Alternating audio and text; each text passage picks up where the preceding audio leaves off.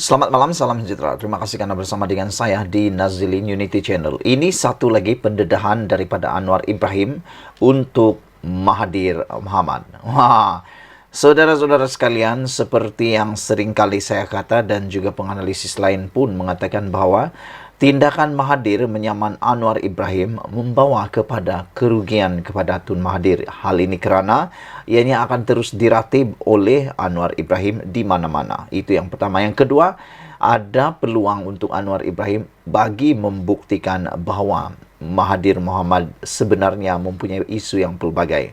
Kalau Mahathir tidak menyaman Anwar Ibrahim, maka Mahathir tidak akan Anwar maksud saya tidak akan mempunyai peluang untuk mendedahkan apa yang berlaku terhadap Anwar Ibrahim, Mahathir Mohamad.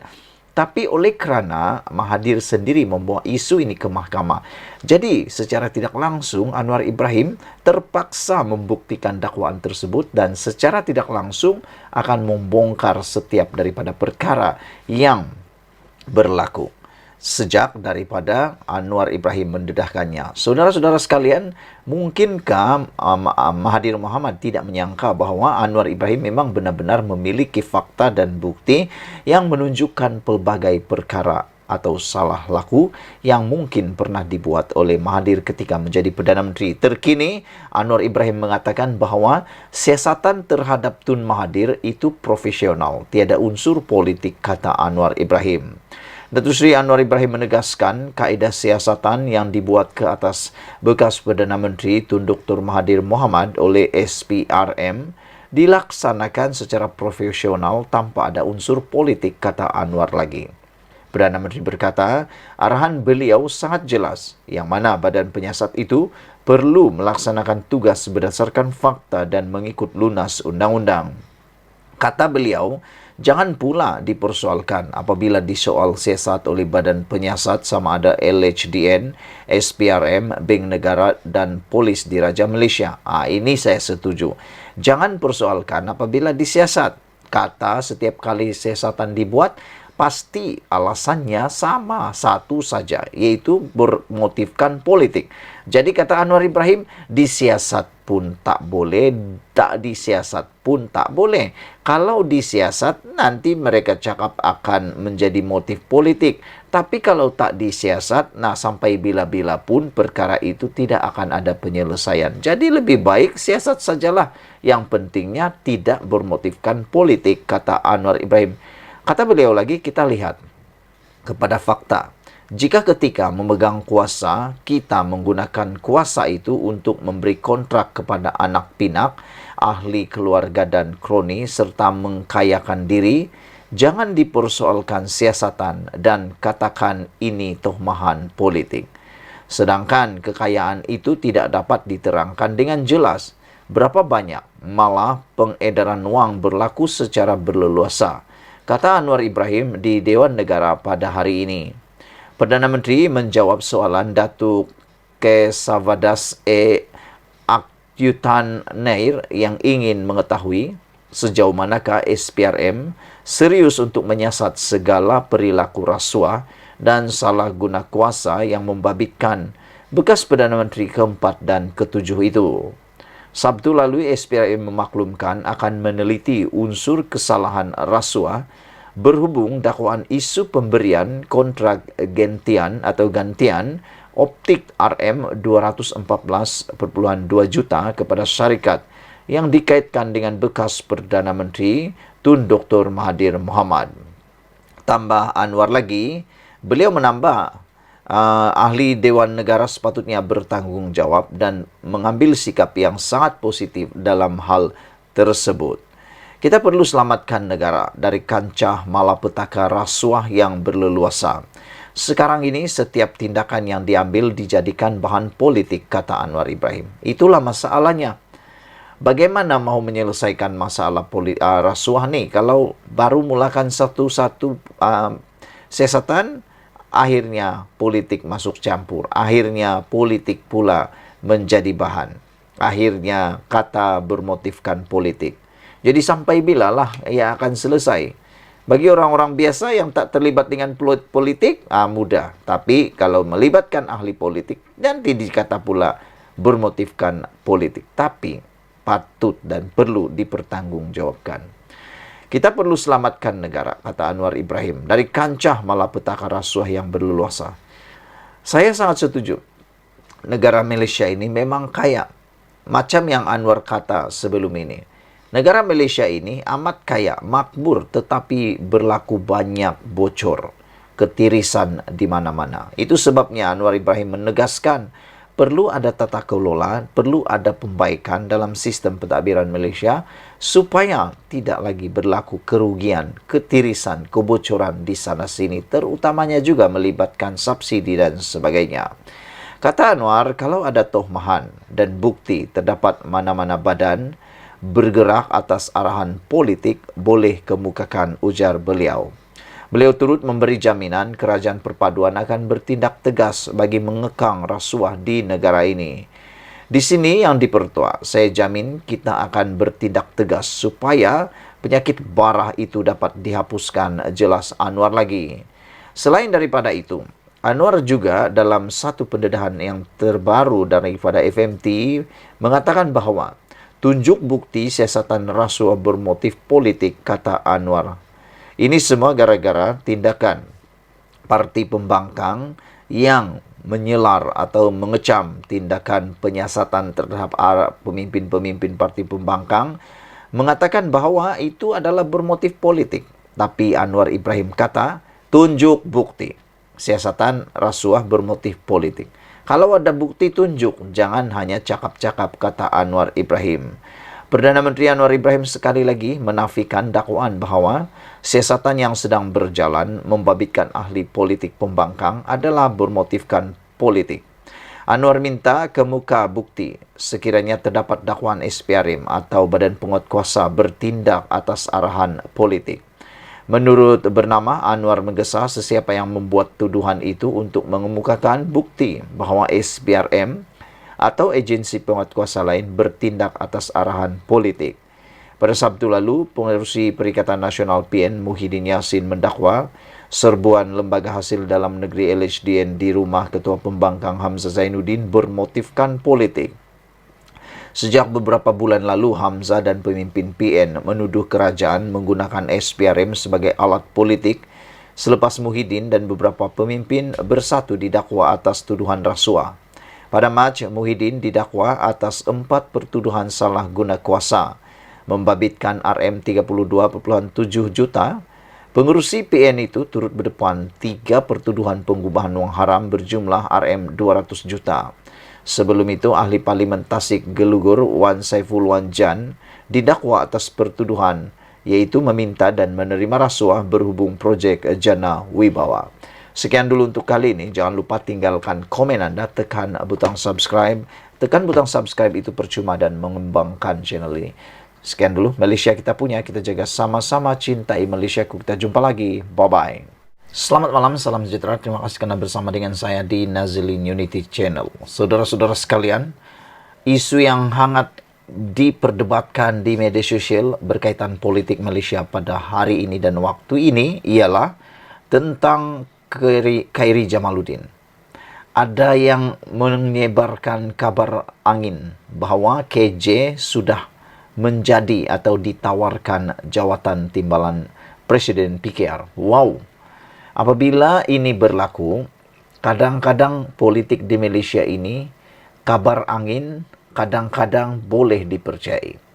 Banyak kali kabar angin jadi kabar yang benar. Banyak juga kabar yang benar sebenarnya tidak benar. Akhirnya kabar angin pula yang jadi benar. Jadi saudara-saudara sekalian, kabar angin yang bertiup kencang, kononnya KJ ditawarkan menjadi timbalan Presiden PKR, telah pun dinafikan oleh PKR. Jadi kalau ada lagi kabar-kabar angin itu, mungkin itu benar-benar hanyalah spekulasi semata-mata. Namun, menjadi perdebatan dalam media sosial ialah sejauh mana Khairi Jamaluddin akan menyertai PKR atau membuat parti baru atau menyertai Perikatan Nasional. Sebelum kita teruskan ulasan hebat malam ini yang menarik ini, saya mahu minta tolong daripada anda semua.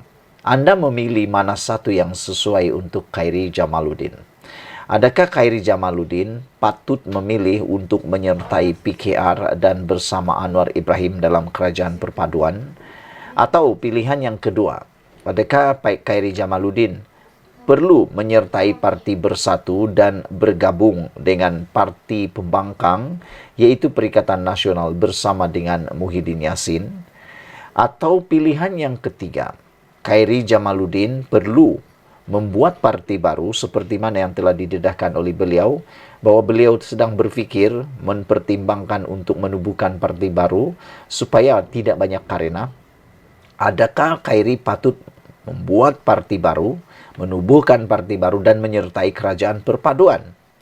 Atau menyertai kerajaan atau menyertai pembangkang Perikatan Nasional? Ataupun pilihan yang keempat yang mungkin lebih ekstrim daripada segala-galanya ialah Khairi Jamaluddin berehat dulu daripada parti politik dan menumpukan perhatian kepada kerja beliau sebagai seorang DJ dan juga perlu untuk mencari ruang bagi mencari semula hala tuju politik beliau. Anda boleh tentukan sekarang daripada 4 pilihan itu, Anda rasa mana yang lebih baik untuk Khairi Jamaluddin, masa depan Khairi Jamaluddin. Yang pertama tadi, saya ulang semula. Khairi menyertai Parti PKR dan bersama dengan Kerajaan Perpaduan kerana beliau ada masa depan menjadi Perdana Menteri kalau ikut Anwar Ibrahim. Kedua, dia menyertai Parti Bersatu dan bersama dengan Pembangkang, bersama dengan Muhyiddin Yassin. Atau yang ketiga, menubuhkan parti baru dan menyertai sama ada PKR, menyertai Kerajaan Perpaduan, ataupun menyertai gabungan pembangkang Perikatan Nasional. Atau yang keempat, yang lebih ekstrim saya katakan tadi ialah Khairi Jamaluddin berehat dulu daripada politik, meneruskan kerja sebagai DJ dan mencari hala tuju lain. Nanti sudah waktunya barulah bersama dengan parti ataupun politik. Ataupun KJ harus merayu untuk bersama semula dengan UMNO. Banyak pilihan yang boleh dibuat oleh KJ. Namun demikian, kita kembali semula kepada isu yang hangat malam ini ialah apabila PKR menafikan tawaran KJ, jawatan tawar KJ jadi timbalan Presiden PKR.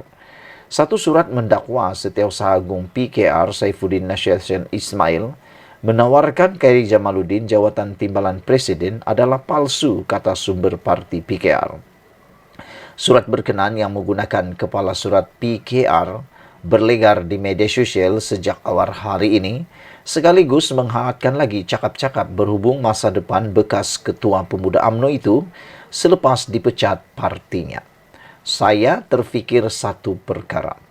Apa keuntungan mereka menyebarkan surat lantikan atau surat tawaran palsu ini ke media sosial, ke dalam perdebatan sosial?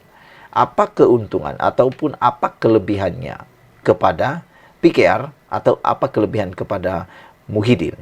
Nah, Anda mungkin ada pendapat tentang tujuan penyebaran surat palsu itu. Pada pendapat Anda, apa sebenarnya kelebihan? Adakah PKR akan mendapat kelebihan ataupun Perikatan Nasional akan mendapat kelebihan atau kedua-duanya akan dapat kerugian? Anda tentukan. Surat berkenan telah menggunakan kepala surat PKR dan berlegar di media sosial sejak awal hari ini dan sekaligus menghangatkan lagi cakap-cakap berhubung masa depan bekas Ketua Pemuda UMNO itu selepas dipecat dari parti beliau. Pemimpin kanan parti memberitahu FMT bahawa penggunaan bentuk tulisan tidak tepat sambil menyatakan kami tidak guna font itu. FMT sedang mendapatkan ulasan lanjut daripada Saifuddin. Saudara-saudara sekalian, kalau Anda tanya saya, mana satu yang akan saya suka Khairi Jamaluddin lakukan? Saya lebih suka pada pilihan yang ketiga, yaitu Khairi menubuhkan parti baru tanpa mengikut parti-parti lain supaya beliau tidak perlu mengikut syarat-syarat yang ditetapkan oleh parti yang lain. Selain itu, kalau dia ikut parti lain, pasti saingannya luar biasa. mau jadi Perdana Menteri kena naik tangga yang sangat-sangat panjang. Karena dalam parti itu ada hierarki, kita semua tahu. Ada yang senior, ada yang junior. Kalau Khairi masuk dalam parti PKR, seperti dalam perkara ini, tidak akan ditawarkan jawatan timbalan presiden. Saya pikir mustahil. Begitu juga dengan Parti Bersatu. Dalam Parti Bersatu pun ada pemimpin-pemimpin yang lebih terdahulu daripada Khairi. Takkanlah Khairi tiba-tiba masuk dalam Parti Bersatu, tiba-tiba pula dapat keistimewaan kayangan, kan? Tidaklah adil untuk beliau mendapat itu. Jadi pilihan yang saya pikir terbaik untuk Khairi ialah menubuhkan parti baru dan menyertai kerajaan perpaduan. Karena kalau Khairi tidak menyertai kerajaan perpaduan, kerugian besar buat beliau. Karena sekarang ini kita lihat, masa depan politik kerajaan perpaduan ini jauh lebih cerah berbanding dengan pembangkang Perikatan Nasional. Apa pendapat Anda semua saudara-saudara? Adakah Anda setuju dengan ulasan dan juga pendapat saya? Kalau Anda setuju, tinggalkan komen Anda, tekan butang subscribe itu percuma, dan share video ini. Malaysia kita punya, kita jaga sama-sama, cintai Malaysiaku. Kita jumpa lagi. Bye-bye.